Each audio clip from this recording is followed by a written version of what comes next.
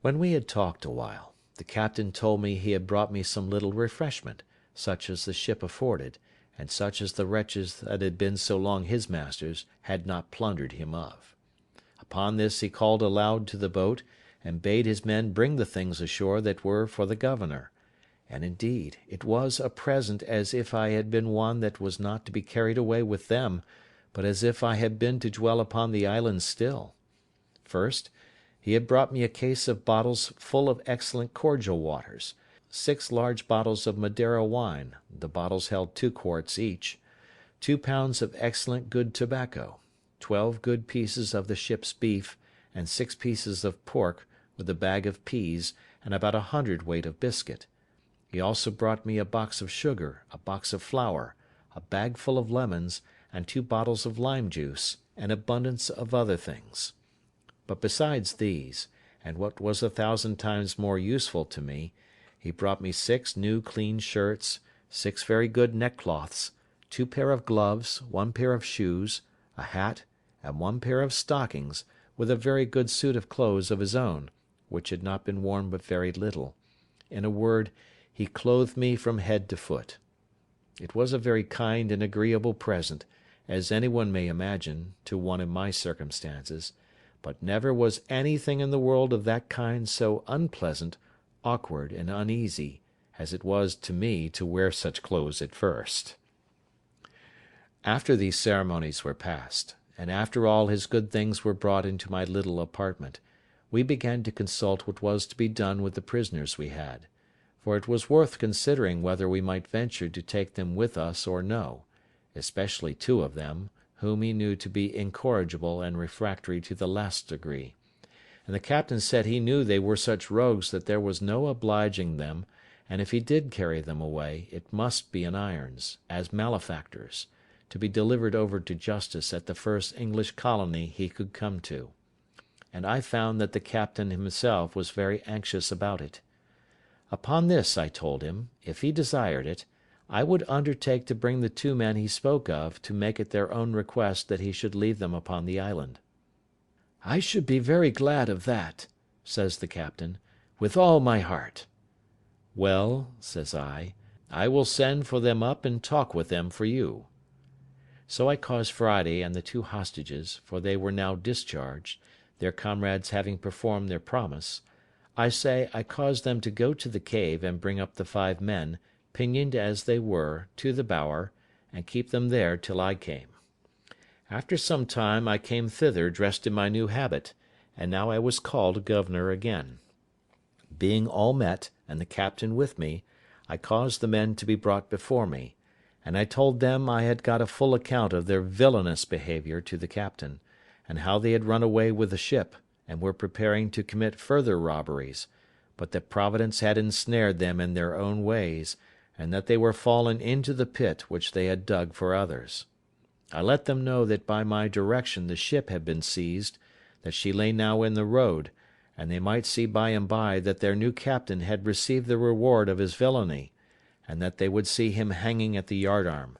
that, as to them, I wanted to know what they had to say why I should not execute them as pirates taken in the fact, as by my commission they could not doubt but I had authority so to do. One of them answered in the name of the rest that they had nothing to say but this,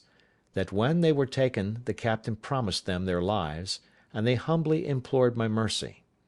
But I told them I knew not what mercy to show them, for as for myself, I had resolved to quit the island with all my men, and had taken passage with the captain to go to England; and as for the captain, he could not carry them to England other than as prisoners in irons, to be tried for mutiny and running away with the ship, the consequence of which, they must needs know, would be the gallows;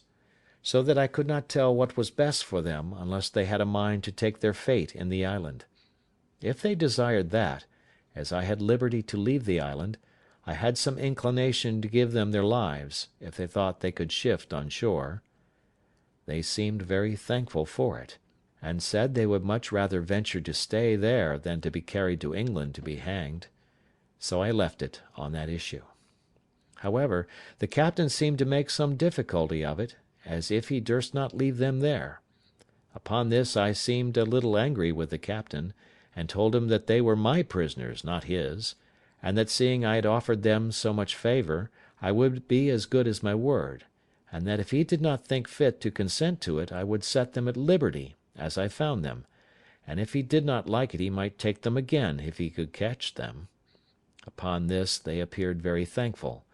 and I accordingly set them at liberty, and bade them retire into the woods, to the place whence they came, and I would leave them some firearms, some ammunition, and some directions how they should live very well if they thought fit. Upon this I prepared to go on board the ship, but told the captain I would stay that night to prepare my things, and desired him to go on board in the meantime, and keep all right in the ship, and send the boat on shore next day for me, ordering him at all events to cause the new captain, who was killed, to be hanged at the yardarm, that these men might see him. When the captain was gone, I sent for the men up to me to my apartment, and entered seriously into discourse with them on their circumstances. I told them I thought they had made a right choice, that if the captain had carried them away they would certainly be hanged. I showed them the new captain hanging at the yardarm of the ship, and told them they had nothing less to expect. When they had all declared their willingness to stay, I then told them I would let them into the story of my living there, and put them into the way of making it easy to them. Accordingly, I gave them the whole history of the place, and my coming to it, showed them my fortifications, the way I made my bread, planted my corn, cured my grapes, and, in a word, all that was necessary to make them easy.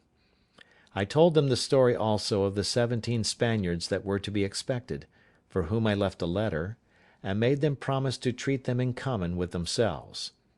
Here it may be noted that the captain, who had ink on board, was greatly surprised that I never hit upon a way of making ink of charcoal and water, or of something else, as I had done things much more difficult. I left them my firearms, viz., 5 muskets, 3 fowling pieces, and 3 swords. I had above a barrel and a half of powder left, for after the first year or two I used but little and wasted none. I gave them a description of the way I managed the goats, and directions to milk and fatten them, and to make both butter and cheese. In a word, I gave them every part of my own story, and told them I should prevail with the captain to leave them 2 barrels of gunpowder more, and some garden seeds, which I told them I would have been very glad of. Also, I gave them the bag of peas which the captain had brought me to eat, and bade them be sure to sow and increase them. End of chapter 18.